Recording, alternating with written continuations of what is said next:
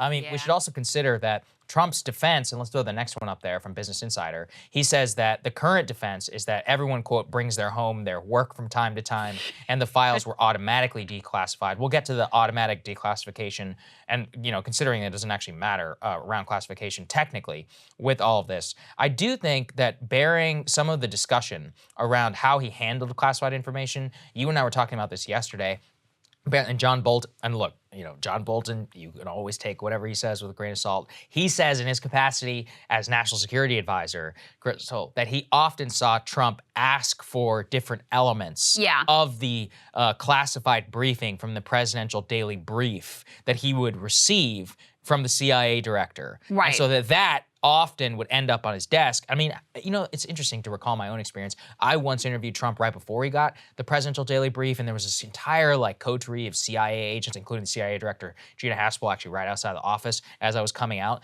and they had all these posters and all this information. So I guess they do literally carry physical information as they're walking in there. Apparently he would ask to hang on to certain sects of that. And actually, I also recall whenever he was president, when he tweeted out that facility of an Iranian nuclear reactor, Right. Mm-hmm. And that apparently didn't clear. I mean, he doesn't have to clear it with anybody, but they were upset that he had done so. More so, I'm pointing to the fact that it did not seem out of character for him to very willy-nilly just take classified information, put it on his desk. And you were saying that it was long a kind of a Trump strategy to just have everything on his desk, just get thrown into a box. There was a pretty good, because this is what I'm talking about in my monologue, like the competing theories about why. Right. Why did he take these documents? And I think more perplexingly, because that would be easily explained by just this is what Trump does. Yes. It was chaotic. He didn't want anybody to pack. In the last 2 days, suddenly they were like, oh my God, we got to pack the whole White House. And it was just a disaster and a mess. And so he ends up with stuff he's not supposed to have. That I could kind of buy. But then the piece that gets more tricky is okay, but then you had a long time to make it right and get the documents back that you're supposed to. And clearly you didn't. I mean, clearly you or your lawyer or whoever lied to the FBI about what type of material you still had. So why? Why did you do that? And so one of the theories is this just basically he's a pack rat and he gets attached to this stuff and he doesn't recognize this as an important law or something that he has to abide by because it's Trump and he thinks that the rules don't apply to him. So over the course even of his business career, according to this NBC News article that had a lot of sources, current aides, former aides, confidants, longtime, everybody who's been involved with Trump sort of attested to this being his practice, that he would have his notes and his scraps of newspaper clippings, classified documents potentially on his desk. At the end of the day, an aide would take it and put it in a box. And then once the box was filled, seal the box, put it away. And so this practice basically continues into the White House, according to this article. And I've actually also spoken to people who were indicating this might have been what happened. And in particular, in those classified presidential daily briefings, if there was something that sort of he felt vindicated him or he felt had some historical import that he felt attached to, he would take it and keep it. Mm-hmm. And so, again, that's one theory of how and why he ended up with all this crap at his beach house in Mar-a-Lago. I shouldn't say crap, how he ended up with all this stuff, some of which may be, very classified and sensitive information. So anyway, I think the shifting defenses from Trump are also interesting. It's classic Trump. He throws everything at the wall, right?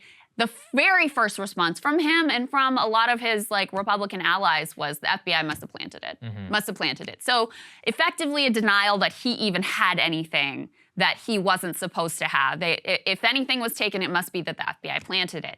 Then it shifts to the one that we had up, which is that as we can all relate to, this is what he says, everyone ends up having to bring home their work from time to time. American presidents are no different. Because I'm sure we can all relate to having top secret classified documents stored away at our private resort down in Florida. Very relatable situation. So that was the next one, which is sort of an acknowledgement that he had materials that had been marked classified, but also in that response, he says that he had a standing order that documents removed from the Oval Office and taken into the residence were automatically deemed to be declassified the moment that he removed them. So this goes to that question of the president is the ultimate authority in terms of what's classified and what's not. And so he's saying, if I had it in my possession, it is automatically the case that it was declassified.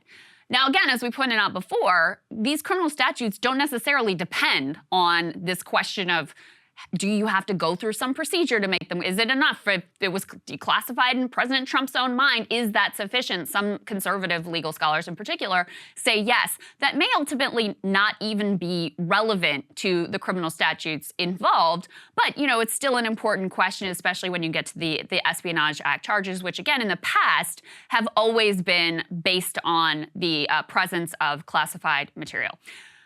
Kash Patel, who's now a top aide, he's talked about being very high-level Trump advisor now, and potentially if he goes back into the White House, he's sort of, I guess, the mastermind of the operation at the present point.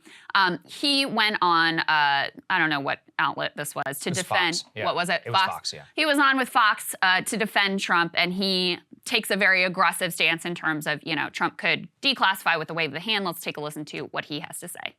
President Trump made it his mission to declassify and be transparent. In October of 2020, he issued a sweeping declassification order for every Russiagate document and every single Hillary Clinton document. Then on the way out of the White House, he issued further declassification orders, declassifying whole sets of documents.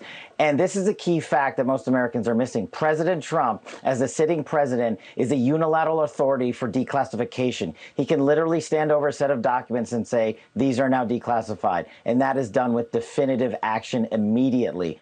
This is something I had highlighted on the day of the raid, and because Kash has been talking about this for a while. I think the reason that it also, the counter to what he's saying though, is that actually there is a whole legal process you have to go through. Even though Trump is the ultimate classification authority, you actually have to change the classification markings and you have to legally kind of declare them declassified. We went through a lot of this at the height of Russiagate and more, and there were all of these discussions around declassification and FISA and what the CIA and the FBI wanted declassified and didn't. Trump actually very often acquiesced to a lot of FBI requests not to declassify some documents, much to the chagrin of many MAGA faithful. But what we're pointing to more is that it's not that simple. You can't just say it is and actually this will ignite almost certainly a court battle, because if it is that simple, then it actually changes the entire way that the classification process works, because he technically has, while he has that ability, lawyers have to go through and formally mark declassification in order for it to quote unquote take effect on law. And there's a couple other reasons why this isn't really a sufficient defense. Number one, as we've talked about, the criminal statutes don't necessarily depend on being classified anyway.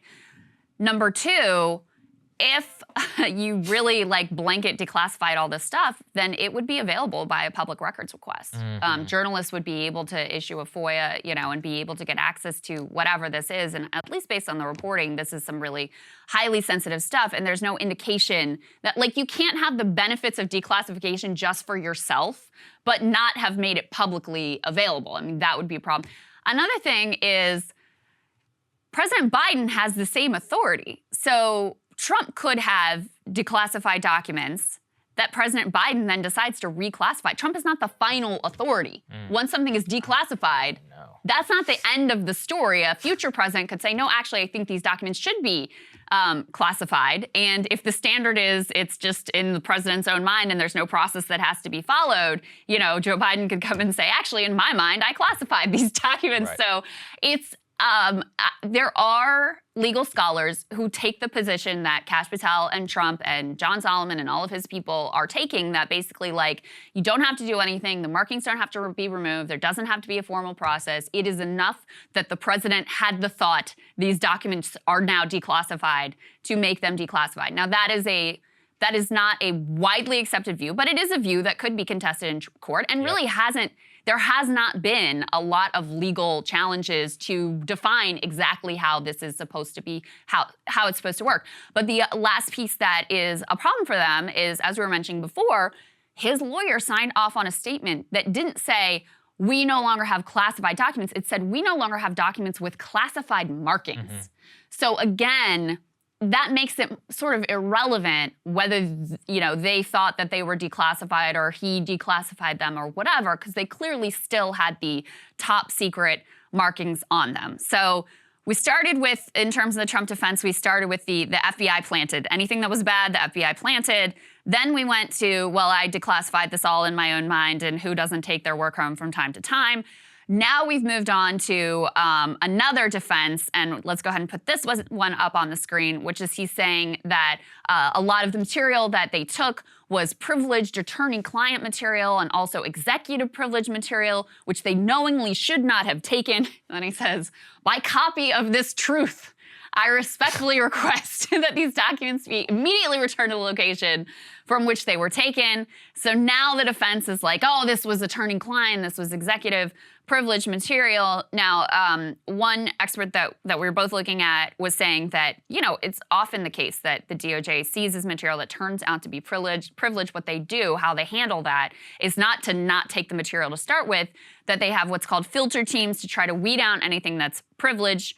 Imperfect process, but give it all back is not how it works. It's also kind of contradicts something that Trump had said before, which was like, you just had to ask for the docs and I would have given it to you, right? And it's like, now he's like, I want them all back. So anyway, of course, he's messing all over the place and just throwing everything at the wall that could possibly stick. Yeah, I mean, look, we're spending a lot of time. I think, we've been going on like half an hour for this. Yeah. Because listen, whether you like it or not, this is the central story in American politics. Like, what's gonna happen, the heart of the investigation, what we know, what we don't know, what the actual legal wrangling, because it's gonna have massive effect. I mean, ultimately, if this does result in some sort of prosecution, I mean, it would literally be the trial of the century. I can't even imagine. Political ramification, fallout, the integrity of the DOJ, the subsequent congressional record, how it affects 2024. So I do think that it's very, very important that everybody understand all of the details in and out and what the possible ramifications for everything are. Yes, that's right. And for my own assessment of this is prior to this